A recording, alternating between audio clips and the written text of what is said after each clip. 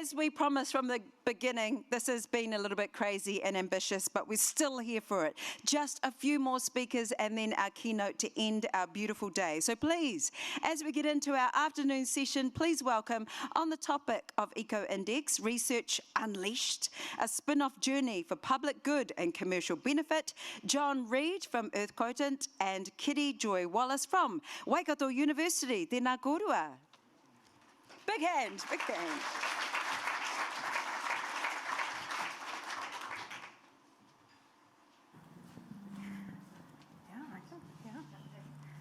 Okay, I've got my lapel mic. Is it working all right? Can you hear me? Come over here. Okay, great. So I think we probably need to introduce ourselves because I know we've got some new faces in the room, and we want to empower you to make some good decisions. So, tēnā koutou katoa, ko Ngāti Pākehā tōku iwi, no America te papakainga. He kiri roa o e noho ana e naiane, ko Kiri Joy Wallace, tōku ingoa. And you'll need to go over there, I think. Ki koutou hei uru o no Ngāti Pākehā mei tainui, ko John Reid tōku ingoa. Co-lead of Eco-Index with Kiri Wallace. Cool. So today we have already had the pleasure of speaking about how our science has delivered impact, we think, a bit differently from the norm. And we're back on stage to talk about how we are not stopping in June. Eco-Index is continuing onto the bold new horizons because we feel that we can and we should, right? This is important work and it should continue. So a little bit about who the Eco-Index is. Can I go here to, yes, I need this. Thank you. Right, for those of you who weren't here earlier, we are a tech initiative, basically, who come up with solutions to support nature and stop the decline of biodiversity. We have a suite of tech tools that we've created that are science-based. These provide biodiversity investment guidance. They work at a landscape scale, and so far they've been custom integrated into 6 large organizations, and we have lots of people accessing the online version on our website. Why do we want to continue? Well, we are hearing from people that these tools are in demand, they're helpful, so we've just gotten to the point where we've made them. It doesn't make sense to just walk away and not be refining them further, not building them out in ways that we keep hearing will be helpful. So this is something that has been, people have told us that it's meeting needs across public and private sectors.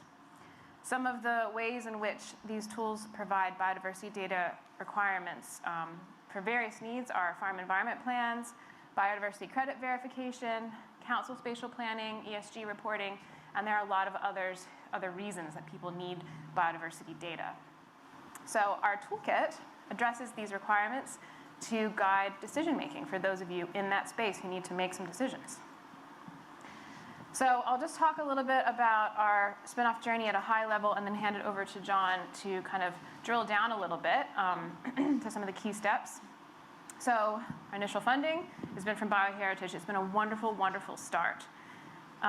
We've spent this time developing approaches that we find are useful for land managers. We grew our networks. We listened a lot to what end users told us that they wanted. And the co-funding research model that BioHeritage actually encouraged us to use ended up leading to commercial contracts. So there's this natural flow into that space. So we've now come to the conclusion that we can actually use this commercial income as a viable way to keep going, right? And still be able to provide public goods as much as possible, open access goods as much as possible, and hopefully support Te Taio and the people who love and care for it. So it wouldn't make sense to stop now. So we've established a limited company, and we're exploring diversified funding. So we've put in for an Endeavor fund in this round. We are also looking at philanthropic funding and commercial funding and impact investment funding to carry on. So I'll hand it over now to John. Yeah, so this schematic here is a short outline of our journey. So in 2020, that's when we first started building our team, undertaking our basic concept development work. And then we started to develop these rudimentary digital tools that we continually upgraded and developed with our end users. That's those in industry and councils and so forth. And then we ran these proof of concepts over a few years, and then we started to get to a point where there was commercial demand or commercial interest in what we were producing.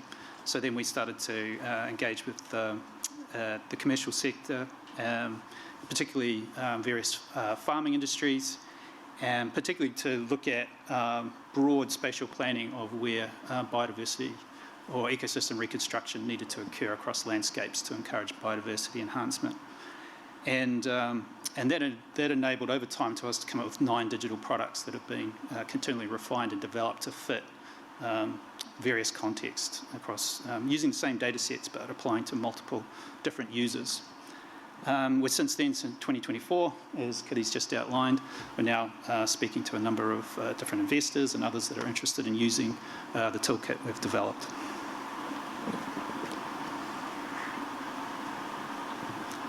You can bounce back and forth. Yeah, okay. So this is our this is the reality checklist for anyone else who wants to try to do this. Just some of the realities to consider.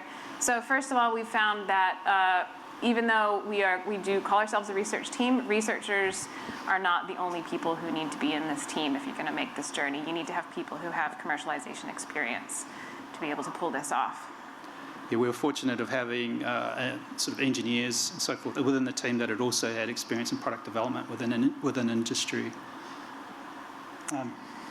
Just a word to the wise that IP becomes very important at this stage, moving from academia or from the research space into a commercialization space. So be prepared to understand how that works and make sure there's clarity around that.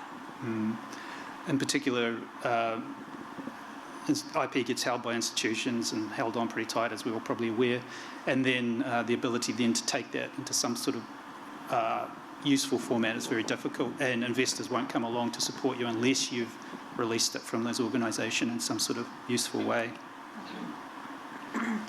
Host organization, we found that's important.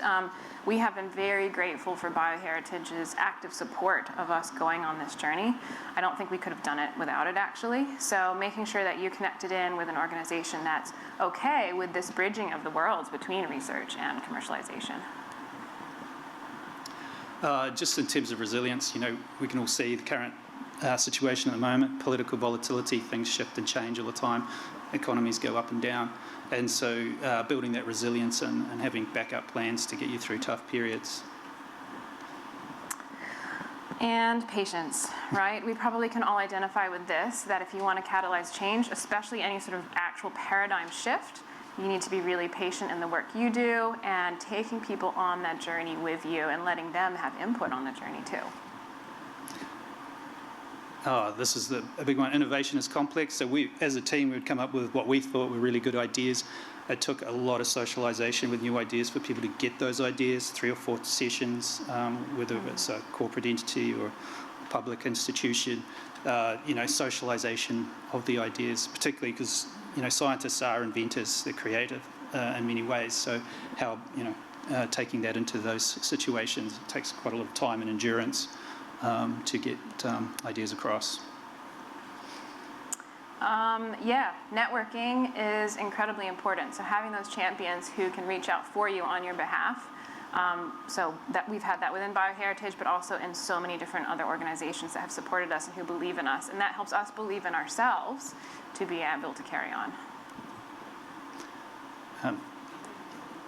So Valley of Death, basically end of funding arrives.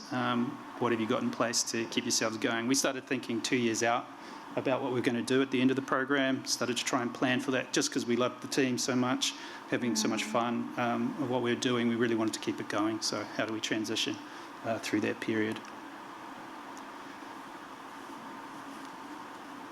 Do you want to? Sure, 10 seconds. The recap. So think about crafting very strategically if you have fixed funding research, because pretty much that's all of our research, right? So think ahead of time what you want to do with that, and think about how commercial spin can actually really influence how some of the sectors think about your research. You're not maybe just in that academic silo, but you're actually tangible if you're in that commercial space and people engage with you differently. Plan delivery for public and private sector needs. You can do this. Bioheritage has let us be agile enough to do this. And remember, your team's going to need a heck of a lot of support to get through this because it's a really unknown journey for everyone. And finally, we just think there may be a way to adjust or a need to adjust KPIs for some of the funding organizations. Publications are important, but there are other ways to generate impact and further science, right? I see lots of nods. So let's practice those other ways. That's us. Thanks.